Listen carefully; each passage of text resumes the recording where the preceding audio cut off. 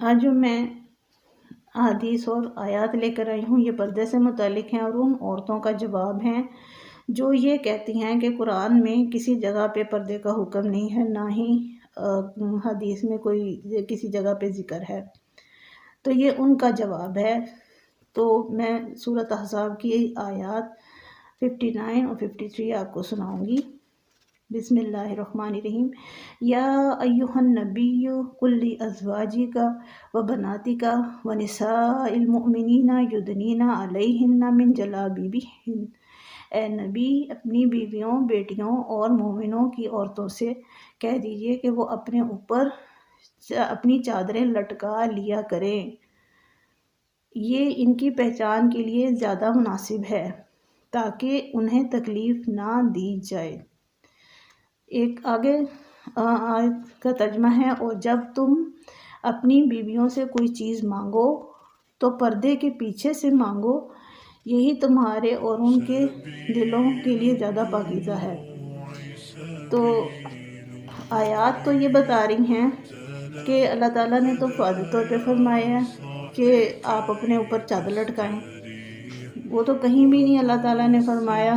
یا اگر آپ یہ سمجھتے ہیں یا سمجھتی ہیں کہ اسلام میں چادر کا کوئی حکم نہیں ہے تو یہ تو ان کا صاف طور پہ جواب ہے۔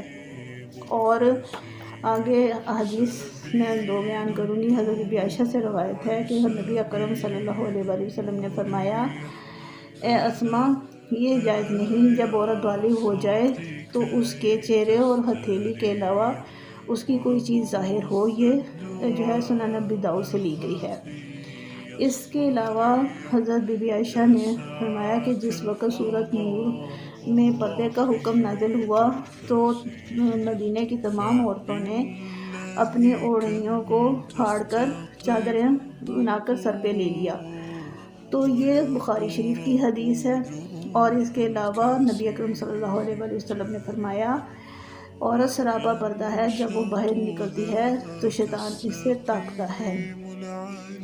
اب میرا سادہ سا سوال ان خواتین سے ہے کہ اس کے علاوہ کون سی الفاظ آپ کو بتائے جائیں جس سے آپ کو یہ فیل ہو کہ پردے کا حکم ہے، کیونکہ پردے کا تو واضح حکم ہے۔ اب یہ ہم پر ہے کہ ہم اس کو مانیں یا نہ مانیں۔ تو اللہ تعالیٰ نے واضح فرما دیا کہ یہ انہی کے حق میں بہتر ہے، کیونکہ ان کو جب وہ باہر نکلتی ہیں تو شیطان تاکتا ہے۔ ظاہر ہے یہ دنیا تا قیامت خیر و شر ہے، اور اس خیر و شر سے ہماری جان